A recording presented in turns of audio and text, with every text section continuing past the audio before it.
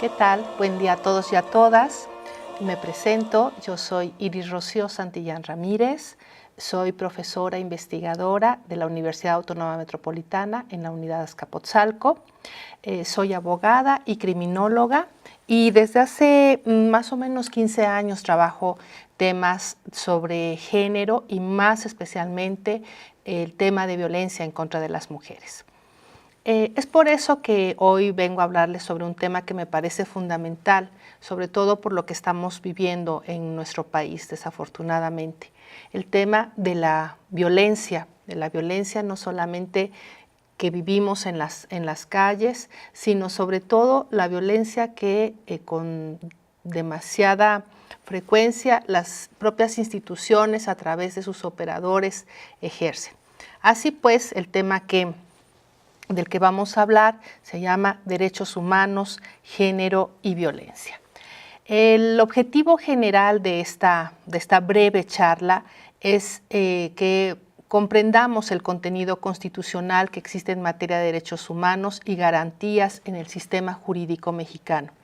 Asimismo, identificar algunas de las expresiones de la violencia que se dan especialmente en el ámbito familiar y docente, y conocer el marco legal en materia de derechos humanos de las mujeres. Para poder comenzar, poder entender todo esto, me es fundamental explicar lo que se conoce en la filosofía como la ley de Hume. Hume fue un filósofo escocés del siglo XVII, dijo muchas cosas, pero a mí lo que me interesa es comprender esto que se conoce como la ley de Hume, en la que determinaba que el mundo podía ser visto desde dos planos, desde el mundo o del plano del deber ser y el del ser. Este plano del deber ser es aquel que pertenece a la esfera prescriptiva, ¿no? a cómo deben ser las cosas. En este plano se emiten juicios de valor, se dan argumentos respecto a cómo deben ser, sobre todo el orden social. Es el mundo de la moral, del derecho, de los valores. Por ejemplo, entonces, desde 1974, se reformó nuestra Constitución política y se determinó que los hombres y las mujeres son iguales ante la ley, aunque en realidad no es que seamos iguales, sino que debemos ser iguales, ¿no? Así se prescribe en este texto constitucional. En cambio, el mundo del ser es es un plano descriptivo. En este se describe la realidad, es el mundo de los hechos, es lo que realmente sucede. Y habría que plantearnos entonces cómo este artículo 4 constitucional, que establece que los hombres y las mujeres son iguales ante la ley, ¿qué es lo que sucede realmente, ¿no? Y ahí, pues lo que realmente acontece es que cotidianamente vemos hechos que evidencian la desigualdad social, económica, política y jurídica que históricamente las mujeres hemos vivido, ¿no? Entonces, por una parte está el ideal de que efectivamente seamos iguales, pero debemos reconocer que aunque hay avances importantes, todavía nos falta mucho por avanzar.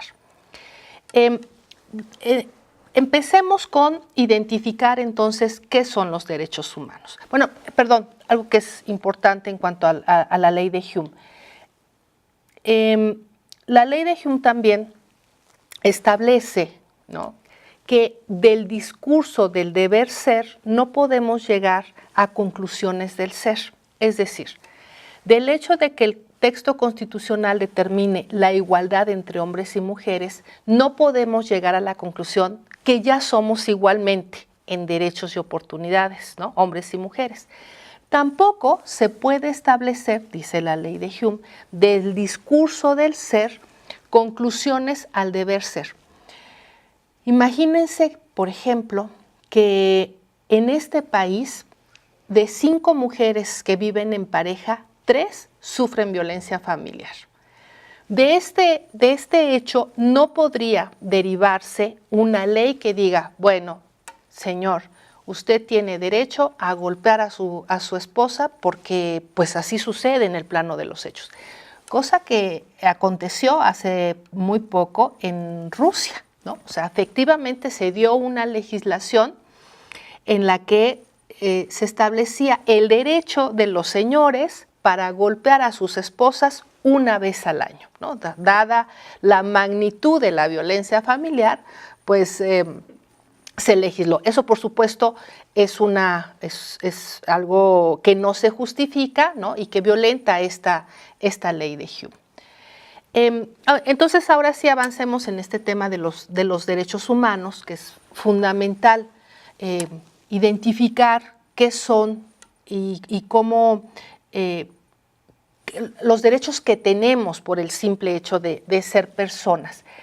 Me parece que de pronto el concepto de derechos humanos está muy satanizado, hay como demasiados prejuicios, ¿no? Ha habido un sector de la población que se ha encargado de desinformar sobre qué son los derechos humanos. Hay quienes consideran que la defensa de los derechos humanos es lo que hace que muchas personas presuntamente delincuentes salgan de la prisión, ¿no? Cosa que no es real. Me parece que debemos saber entonces qué son los derechos humanos. La Comisión Nacional de los Derechos Humanos los define como el conjunto de prerrogativas sustentadas en la dignidad humana, cuya realización efectiva resulta indispensable para el desarrollo integral de la persona. Este conjunto de prerrogativas se encuentra establecido dentro del orden jurídico nacional en nuestra Constitución política, tratados internacionales y las leyes. Es decir, los derechos humanos son los derechos básicos y fundamentales para que la persona viva dignamente.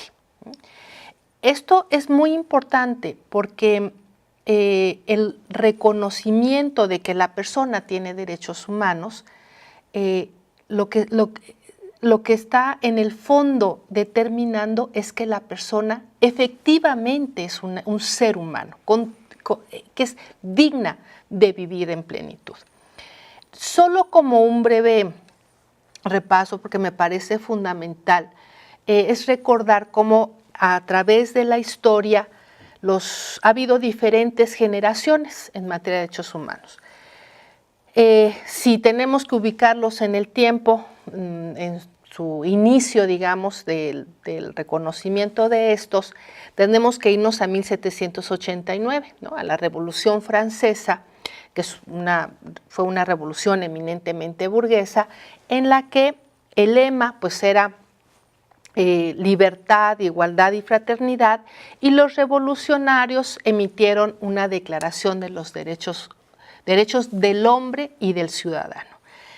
Ya sabemos, hoy lo sabemos, que esta declaración solamente protegía a cierto sector de la población, evidentemente masculina. Quedaron fuera del reconocimiento de estos derechos humanos quienes no fueran hombres, occidentales, blancos, heterosexuales, católicos, sanos, jóvenes. Dejaron fuera entonces a los ancianos, a los niños, a los enfermos, a los extranjeros y por supuesto a todas las mujeres. Podemos identificar entonces que los derechos humanos han sido progresivos, cada vez van siendo reconocidos más derechos. Hoy por hoy se reconocen al menos 3 generaciones de derechos humanos, aunque hay quienes hablan de una cuarta y hasta de una quinta generación. Solo para tener claro cuáles son los derechos humanos de la primera generación, por ejemplo, pues está el derecho a la vida, a la integridad física y psicológica, a la libertad personal, a la igualdad ante la ley, a la libertad de pensamiento, de conciencia y religión, la libertad de opinión y de expresión de ideas, de residencia e inviolabilidad de domicilio, libertad de movimiento o libre tránsito, derecho a la justicia, derecho a una nacionalidad, derecho a participar en la dirección de asuntos políticos, entre otros. En la segunda generación se ubican los derechos económicos, sociales y culturales. Dentro de los económicos está el derecho a la propiedad individual y colectiva, a la seguridad económica. Entre los sociales, imagínense, está el derecho a la salud, a la alimentación, a la educación, al trabajo, a la seguridad social, a una vivienda. Y dentro de los derechos culturales está el derecho a participar en la vida cultural del país, el gozar de los beneficios de la ciencia, a la investigación científica, literaria y artística. Dentro de los derechos ubicados en la tercera generación están los derechos de los pueblos o de la solidaridad. Aquí están los derechos a la paz, al desarrollo económico, a la autodeterminación, a la justicia internacional, a un ambiente sano, a beneficiarse del patrimonio común de la humanidad, el derecho a la solidaridad y a la identidad nacional y cultural. Entonces, vaya que son importantes estos derechos humanos que el Estado tiene obligación de garantizar. Déjenme decirles que el 10 de junio del 2011 hubo una reforma constitucional muy importante, ¿no? Un ministro de la Corte le llamó, ¿no? O señaló que era muy importante que todo mundo supiera muy bien en qué consistía la reforma constitucional, porque si no se sabía, esto iba a provocar algo así como una tormenta perfecta. O sea, tan es así de grande la reforma constitucional que así le llamo. Entonces, bueno, con esta reforma se dio un cambio, ¿no? Paradigmático en el reconocimiento de derechos y en el establecimiento explícito de herramientas jurídicas para su incorporación y aplicación.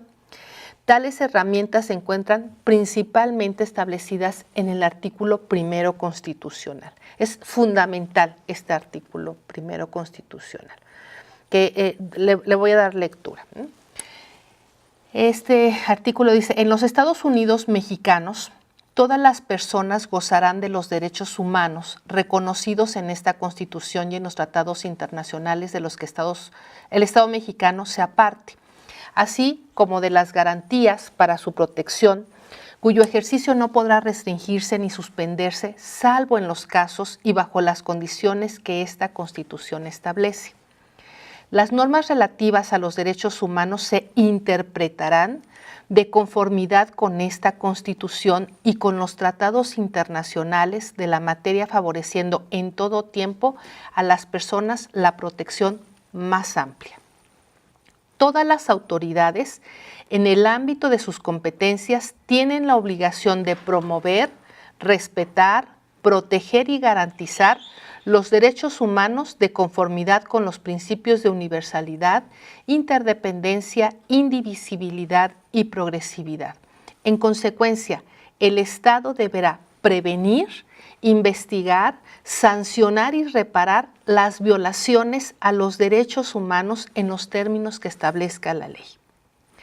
Queda prohibida toda discriminación motivada por origen étnico o nacional, el género, la edad, las discapacidades, la condición social, las condiciones de salud, la religión, las opiniones, las preferencias sexuales, el estado civil o cualquier otra que atente contra la dignidad humana y tenga por objeto anular o menoscabar los derechos y libertades de las personas, ¿no? Entonces, bueno, esta norma constitucional, por supuesto, podemos ubicarla en el plano del deber ser, ¿no? Hacia allá queremos los mexicanos y las mexicanas llegar.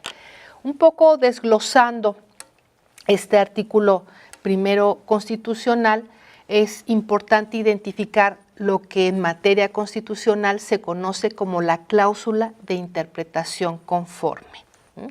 Déjenme decirles que desde la promulgación del texto constitucional en 1917, el artículo 133 establecía que eran leyes fundamentales de nuestro sistema mexicano la Constitución, los tratados internacionales ratificados por el Senado mexicano, así como las leyes federales, las leyes que promulgaran el Congreso.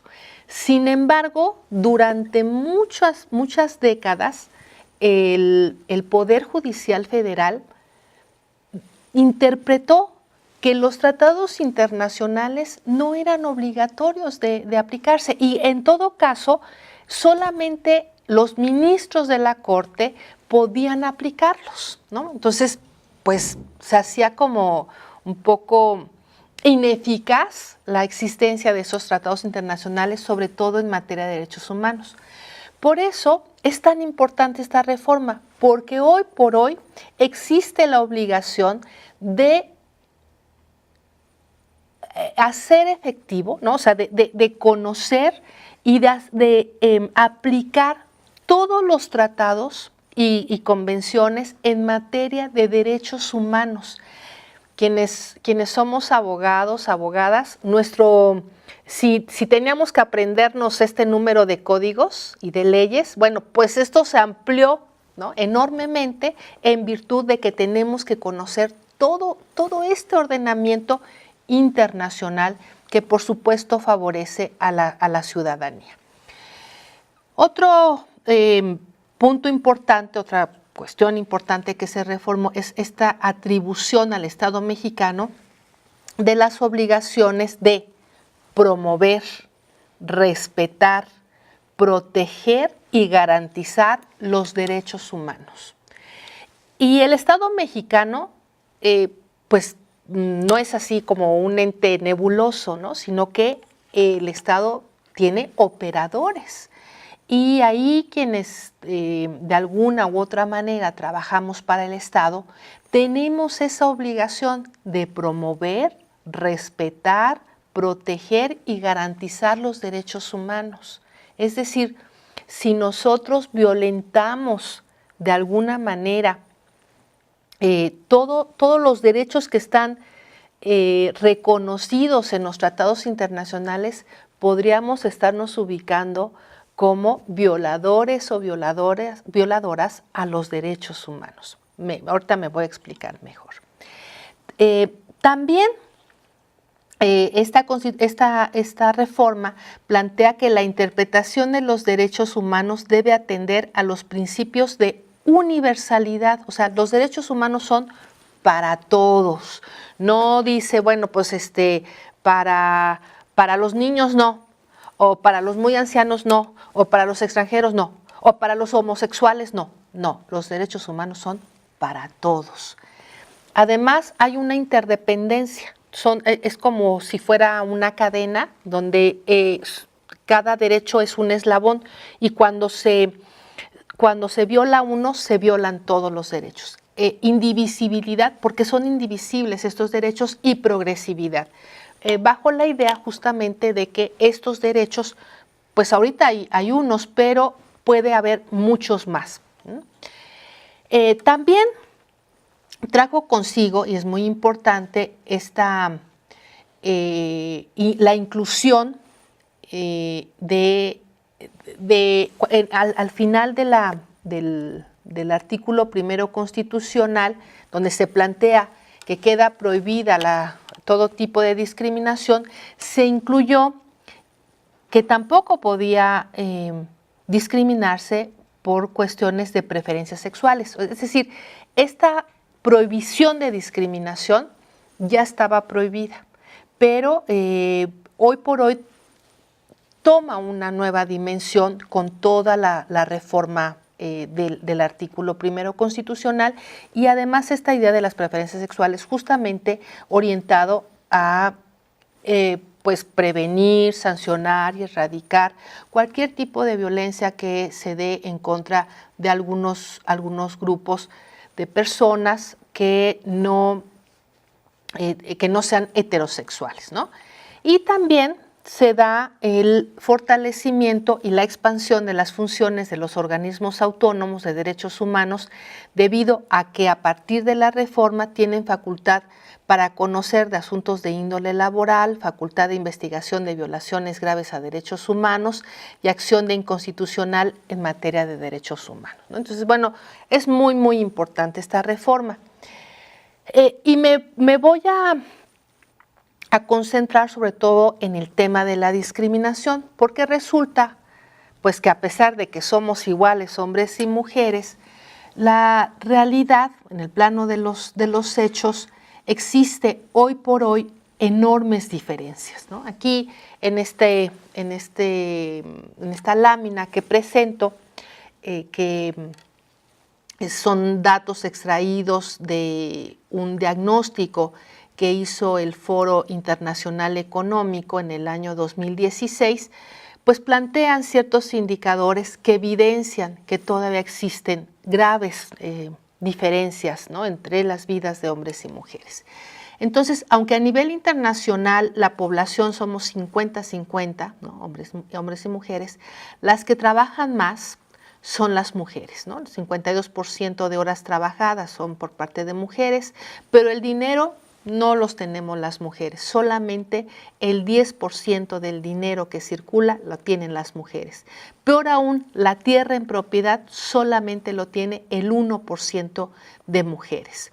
Los créditos agrícolas lo reciben el 2% las mujeres y aunque son las que más trabajan, las personas más pobres pues son las mujeres, el 67% son del sexo femenino. Las adultas analfabetas, el 70% son mujeres, las personas desnutridas, 80% mujeres, la niñez no escolarizada, 67% mujeres, y el poder político pues tampoco está en las mujeres, ¿no? Los puestos parlamentarios solamente el 17% son mujeres, los puestos ministeriales 16% son mujeres y los puestos de dirección económica 14% son mujeres, ¿no? Y si profundizamos más en estos temas, por ejemplo, vemos cómo existen prejuicios al respecto, ¿no? ¿Cuántas veces no se le da un cargo importante a las mujeres bajo mitos como, pues es que las mujeres tienen cambios hormonales, son muy intensas, ¿no? Entonces, estos son prejuicios que las limitan para ingresar a cargos importantes. México ranquea en este diagnóstico del Foro Económico en el número 66.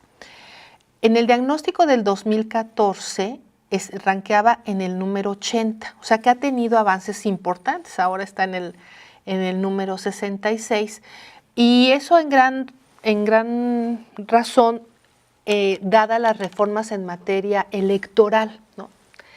Se acordarán que ha habido reformas. Hace algunos años se hablaba, por ejemplo, de una acción afirmativa. Entonces la ley electoral obligaba que al menos un tercio de las candidaturas fueran ocupadas por mujeres. Recordarán también que hubo ahí el caso conocido como las Juanitas, ¿no? Entonces, bueno, la ley se fue reformando de tal modo que hoy por hoy se plantea una paridad de género. El 50% de las candidaturas debe ser de hombres y el otro 50% de mujeres. Los cálculos para que las brechas de género se cierren es de más o menos 170 años. O sea, no lo vamos a ver nosotros, pero las futuras generaciones, estoy cierta de que tendrán una mejor vida. A partir de 1975, que es un año fundamental porque se da la primera reunión internacional de mujeres, ¿no? La ONU lo organiza, y por cierto se lleva a cabo en nuestro país. Pues deciden hacer diagnósticos en todos los países, y a partir de los diagnósticos también se mira cuál es la problemática, ¿no? de las que tienen las mujeres, y se empiezan a crear una serie de instrumentos para favorecer justamente la igualdad entre hombres y mujeres. Es importante que conozcamos que existe un amplio marco internacional, interamericano y nacional, y también local, de derechos a favor de las mujeres, ¿no? Entonces, a nivel internacional, por ejemplo, tenemos la Declaración sobre la Eliminación de la Violencia contra la Mujer, la Declaración de Beijing, la Convención sobre la Eliminación de todas las formas de discriminación contra la mujer, que es, por sus siglas en inglés se conoce como CEDAW, y también es reconocida como la Carta Fundamental de los Derechos de las Mujeres.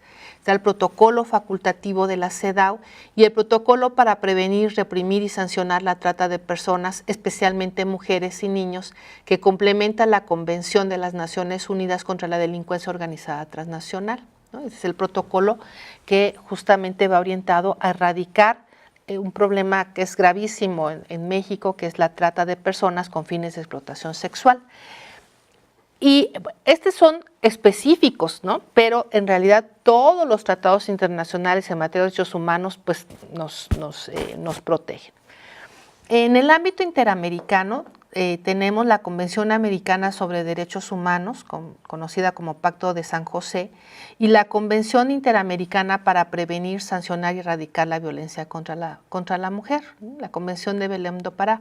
Un dato interesante es que en esa reunión que se llevó a cabo en 1975, y a partir de los diagnósticos se encontró que la problemática que vivían las mujeres europeas y las mujeres latinoamericanas era totalmente distinto.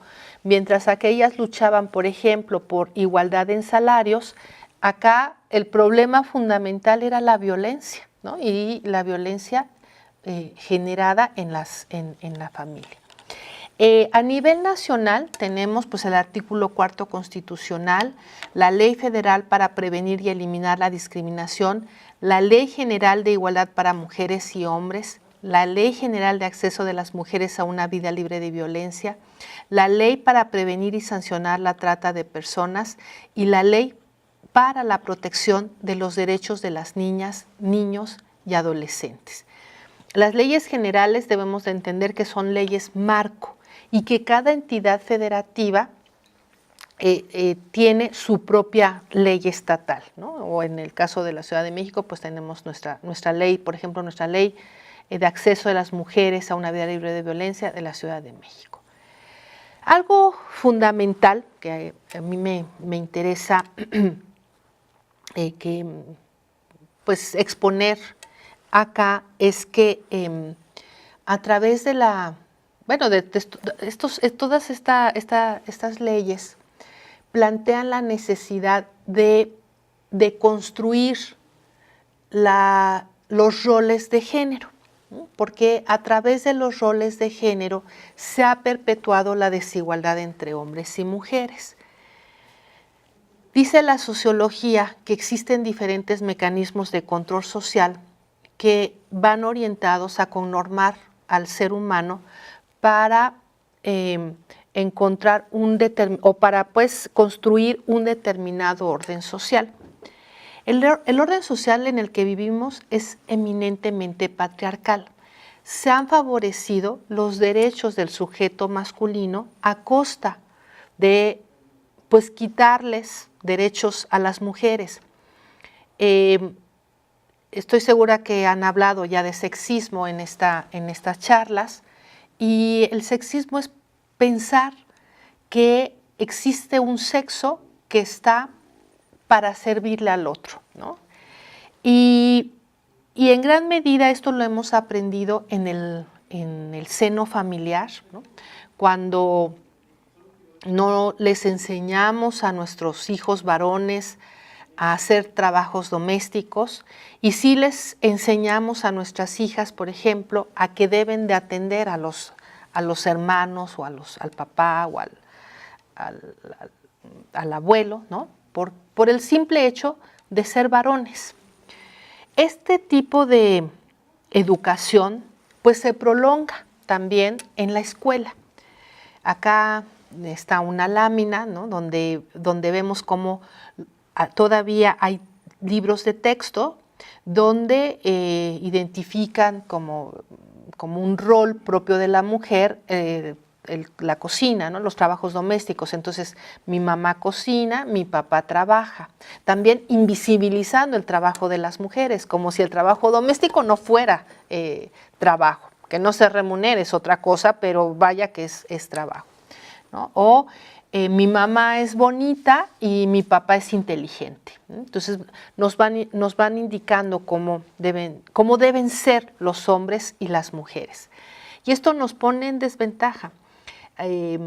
Déjenme platicarles, la semana pasada estuve en Chetumal y allá me contaban pues que la educación es muy tradicional, ¿no? Entonces todavía las formaciones son, bueno, aquí los hombres, aquí las mujeres, los hombres se visten de azul, las niñas se visten de rosa, los niños no pueden mirarse en el espejo, esto es solo para niñas, ¿no? O sea, los juguetes, tú juegas con cochecitos o balones y tú juegas con muñecas, tú juegas fútbol, soccer y tú juegas tú eres porrista, ¿no? Y necesitamos darnos cuenta, y para eso es importante los estudios de género, de mirar cómo afecta a las niñas y a los niños estos roles de género.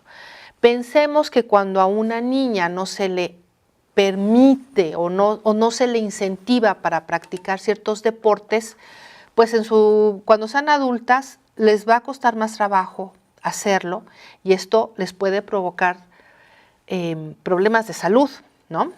Pero no solamente eso, pensemos que muchas universidades privadas o universidades de Estados Unidos otorgan becas por deportes. Yo he conocido al menos a 3 chicas que han obtenido becas, una en fútbol americano y otra por practicar fútbol, soccer en Estados Unidos. Entonces, también conocemos los otros casos, ¿no? De los chicos que pues quisieran entrar al taller de cocina o al taller de corte y confección y la burla que reciben por parte de sus compañeros, pues inhiben que puedan hacerlo. Pero hoy por hoy los mejores chefs son ellos, los mejores diseñadores son ellos, ¿no? Entonces, la teoría de género y bueno, las leyes van orientadas a eso, a que todos y todas tengamos las mismas oportunidades. Es por eso que es tan importante educar en igualdad, ¿no? Porque la educación en igualdad ayuda a reducir los índices de violencia. Y entonces entramos ahora sí a hablar sobre este tema que necesitamos identificar que pues siempre es una forma de ejercicio de poder mediante el empleo de la fuerza física, psicológica, económica, política, etcétera, e implica la existencia de un arriba y un abajo que pueden ser reales o simbólicos, que adoptan habitualmente la forma de roles complementarios, es decir, el padre sobre su hijo, o después se voltea, ¿no? El hijo mayor, el hijo adulto en contra del padre anciano, el hombre contra la mujer, el maestro contra el alumno y también, ¿por qué no decirlo? Hoy por hoy, en algunos ámbitos también se da la violencia del alumno, de ese alumno que puede pagar, ¿no? que puede ser prepotente en contra del maestro, maestra, el patrón contra el empleado o el joven contra el viejo, ¿no? Entonces, siempre la violencia se puede dar porque hay una relación de jerarquía. Por eso es tan importante cerrar las brechas, ¿no? Por eso necesitamos empezar a cerrarlas. Tenemos que entender que la violencia en contra de las mujeres es una forma de opresión y desigualdad femenina y que no es un problema de la naturaleza, sino que tiene raíces políticas. No es que los hombres sean por naturaleza violentos, no es que los hombres por naturaleza sean agresivos, no es que por naturaleza las mujeres seamos débiles o que nos gusta que nos agredan, no. Esto se ha construido socialmente, ¿no? Entonces, pensemos como en la niñez, a los niños se les dice, no llores, no eres niño, ¿no? O sea, no seas mariquita. Y los obligan a ser fuertes. En cambio, cuando una niña llora, pues la consolamos, ¿no? Y le vamos enseñando que siempre vendrá el príncipe azul, ¿no? a rescatarnos. No les enseñamos a ser fuertes, ni a los niños vamos orientándolos a que sean agresivos. Ahora recuerdo cuántas veces he escuchado de niños que son bulleados en la escuela y la mamá le dice, defiéndete y pégale, porque si no te defiendes, quien te va a pegar soy yo, ¿no? Entonces, no les enseñamos a nuestros hijos a resolver los conflictos de manera no violenta, sino que por el contrario, los incentivamos. La Ley General de Acceso de las Mujeres a una Vida Libre de Violencia, que se publicó en el Diario Oficial en el año 2007, define qué es la violencia contra las mujeres, y es cualquier acción u omisión basada en su género que les cause daño o sufrimiento psicológico, físico, patrimonial, económico, sexual o la muerte, tanto en el ámbito privado como en el público. Es decir, que la Ley General de Acceso identifica, por un lado, las modalidades de la violencia contra las mujeres y, por el otro, los tipos de violencia contra las mujeres. Así podemos identificar como modalidad de la violencia familiar, la violencia laboral y docente, la violencia en la comunidad, la violencia institucional, y la Ley General también identifica la violencia feminicida. No todas las leyes estatales identifican esta, ¿no? Y hoy por hoy también, aunque no se ha reformado la ley, hoy también se plantea la violencia política. Es decir, cuando se habla de modalidades, se habla de los espacios en los que se lleva a cabo la violencia o quienes ejercen la violencia, ¿no? En cambio, los tipos de violencia pueden ser psicológica, física, patrimonial, económica y sexual. Es decir, que la violencia familiar o la violencia docente, por ejemplo, puede ser psicológica, física, patrimonial, económica o sexual. Yo, dado el tiempo, no voy a hablar de todas, solamente de algunas modalidades como la violencia familiar y la violencia docente, y en cuanto a los tipos, voy a hablar sobre la violencia psicológica y la violencia sexual. En cuanto a la violencia familiar, está definida por la Ley General como el acto abusivo de poder u omisión intencional dirigido a dominar, someter, controlar o agredir de manera física, verbal, psicológica, patrimonial, económica y sexual a las mujeres, dentro o fuera del domicilio familiar, cuyo agresor tenga o haya tenido relación de parentesco por consanguinidad o afinidad, de matrimonio, concubinato o mantengan o hayan mantenido una relación de hecho. Entonces, si se dan cuenta, es una definición muy amplia que identifica la violencia familiar no solamente como el hecho de que se golpea a alguien, ¿no? Desafortunadamente, en el ámbito de la justicia con demasiada frecuencia se da el hecho que llega una mujer a denunciar la violencia familiar que sufre por parte de su pareja y el Ministerio Público le dice, pero ¿dónde está el hueso roto, el ojo morado? ¿No? evidentemente ahí hay pactos patriarcales, hay una poco profesionalismo por parte de los agentes del Ministerio Público, que saben que por supuesto que hay violencia familiar cuando hay un maltrato verbal o psicológico, ¿no? Por parte del agresor. También es importante identificar que no solamente se da entre personas casadas, no solamente se da en el espacio, ¿no? del domicilio conyugal, sino que puede darse fuera, o puede ser el caso de la expareja, ¿no? quien lleve a cabo esta conducta. Algo que me interesa mucho que ustedes conozcan es algo que se conoce como el ciclo de la violencia familiar, porque con demasiada frecuencia decimos, bueno, pero ¿por qué si a esta mujer la maltrata el marido? ¿Por qué está ahí? ¿Por qué lo perdona? ¿No?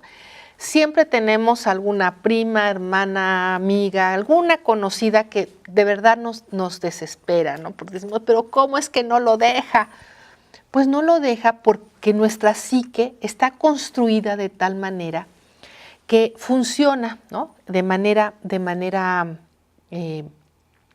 O más bien, hay un ciclo de la violencia familiar en la que en principio hay una tensión, ¿no? Hay como se va acumulando la tensión y llega un momento en la que explota, ¿no? Se conoce como fase explosiva de este ciclo, pero después de esa fase explosiva viene algo que se conoce como la luna de miel, ¿no? Entonces, él le pide perdón, le jura que va a cambiar y además la culpabiliza a ella, ¿no? Es que si tú no te hubieras vestido de esta manera, si no hubieras llegado tarde, si hubieras puesto mayor atención en el cuidado de la casa, de los niños, ¿por qué te pusiste ese vestido? ¿No? Siempre culpabiliza. Ella lo perdona y comienza el ciclo de la violencia. Pero si primero hubo un maltrato verbal, a la siguiente va a ser un empujón y a la siguiente va a ser más y más y más grave el problema. Y la luna de miel también es más intensa, entonces primero le trae un ramo de flores, pero a la siguiente la va a invitar a comer tacos, pero a la siguiente la va a invitar a una vacación, ¿no? Entonces hay una dependencia muy fuerte, ¿no? Se quedan atrapados. Pero es muy importante saber identificarla y sobre todo identificarla desde el noviazgo. Es muy triste saber que la violencia familiar no se da cuando ya viven juntos, sino que se da desde antes, ¿no? Entonces es mucho más fácil poderse salir de ese ciclo de violencia cuando ésta inicia.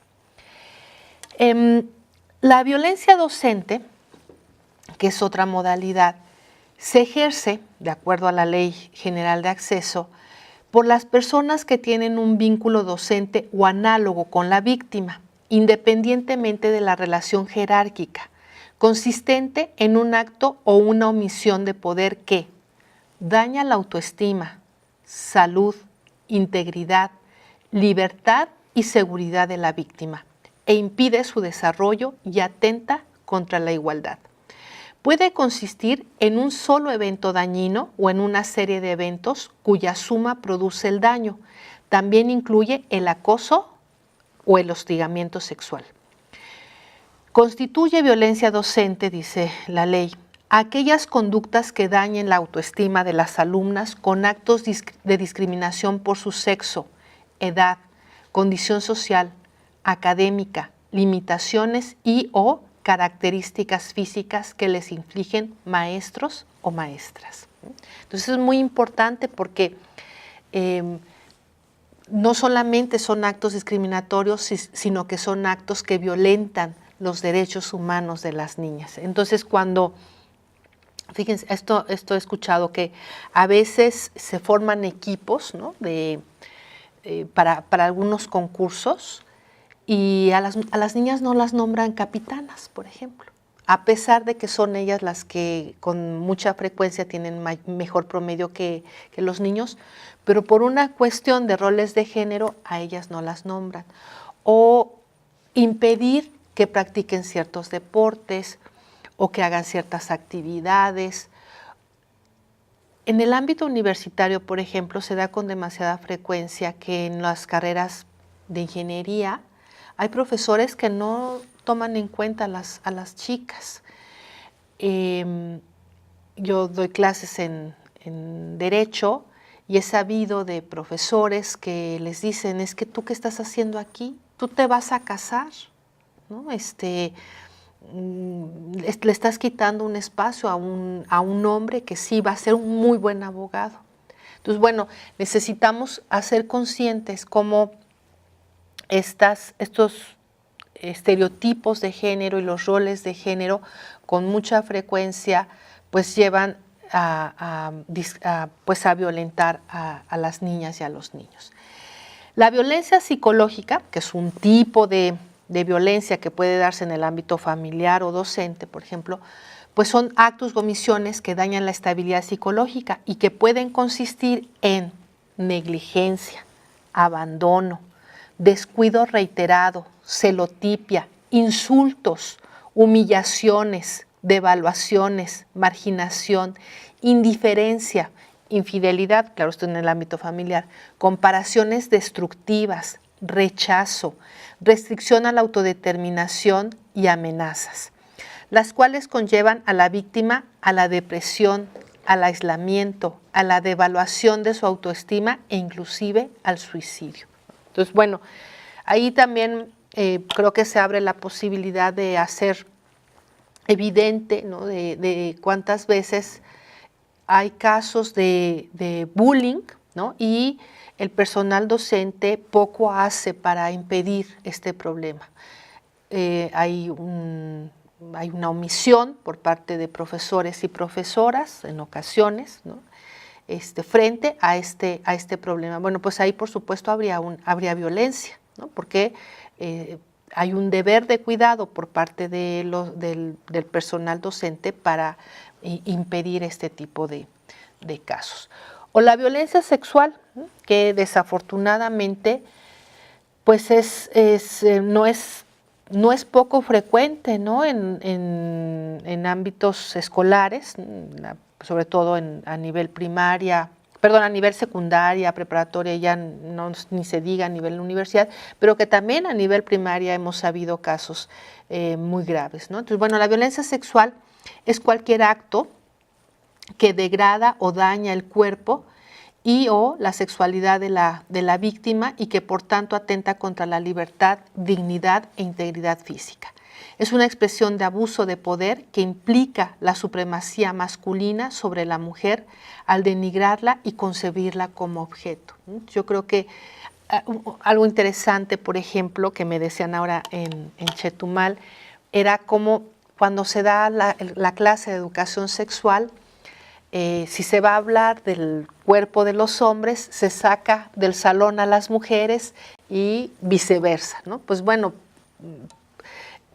me parece que es como mirar algo tan natural como si fuera algo malo, ¿no? Entonces necesitamos ir pensando en cómo hacemos las cosas, cómo hemos heredado ciertos prejuicios, ¿no?, de antaño y reflexionar y conocer la legislación. Eso es importante, ¿no?, porque la legislación justamente nos orienta en el sentido pues de quitarnos todos esos prejuicios.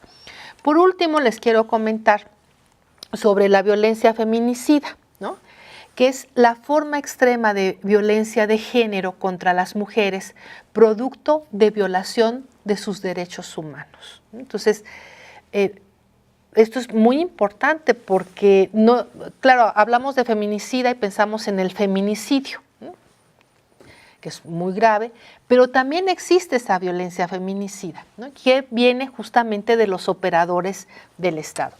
Y esto se da en los ámbitos público y privado, conformada por el conjunto de conductas misóginas que pueden conllevar impunidad social y del Estado y puede culminar en homicidio y otras formas de muerte violenta de mujeres. Entonces, cuando no hacemos nada, cuando los operadores y operadoras del Estado se cruzan las manos frente a la violencia que sufren las mujeres, pueden estar ejerciendo violencia feminicida. Entonces hay que estar muy conscientes.